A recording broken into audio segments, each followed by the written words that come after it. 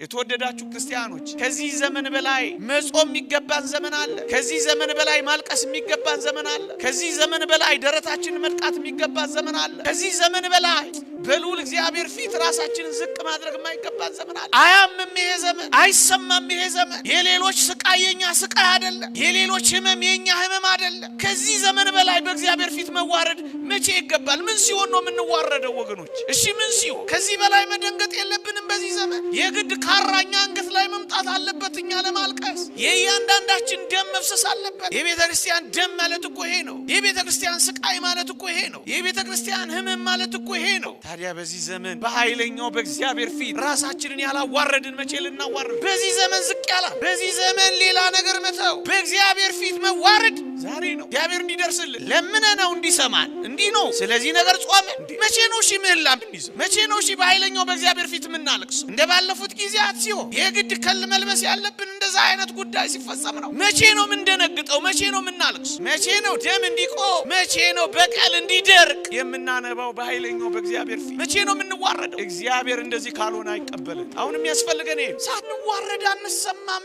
እግዚአብሔር ቃላችንን እንዲሰማ እንፈልግ የለ፣ በቃ እንዲለን እንፈልግ የለ። አሁን ራሳችንን በቃ ነው። ይበቃል ዝላይ፣ ይበቃል ኃጢአት፣ ይበቃል ክፉ መንገድ፣ ይበቃል የስካሁኑ ጎዳናዬ። እግዚአብሔር እንዲሰማ ቃሌ በእግዚአብሔር ፊት እንዲሰማ ከኃጢአት ጋር ልቆራረጣ እሱ ነው የሚያስፈልገው። አሁን እናልቅስ። አሁን የምር ንጹህ፣ አሁን የምር ምህላ እናድርስ። አሁን አመድ ላይ እንነስንስ። አሁን እናልቅስ። አሁን እናልቅስ።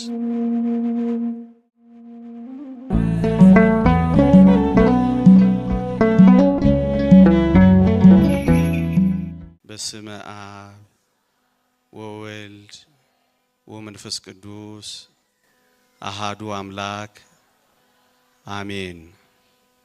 ክቡር አባታችን መልአከ ብስራት መምህር አበባው መልአክ አበባው የደብራችን ዋና አስተዳዳሪ፣ ክቡራን ሊቃውንተ ቤተ ክርስቲያን፣ መምህራነ ወንጌል፣ የተወደድሽ እህታችን ዘማሪት ምርትነሽ ጥላሁን፣ የተወደዳችሁ ምእመናንና ምእመናት በልዑል እግዚአብሔር ስም እንደምን ሰነበታችሁ?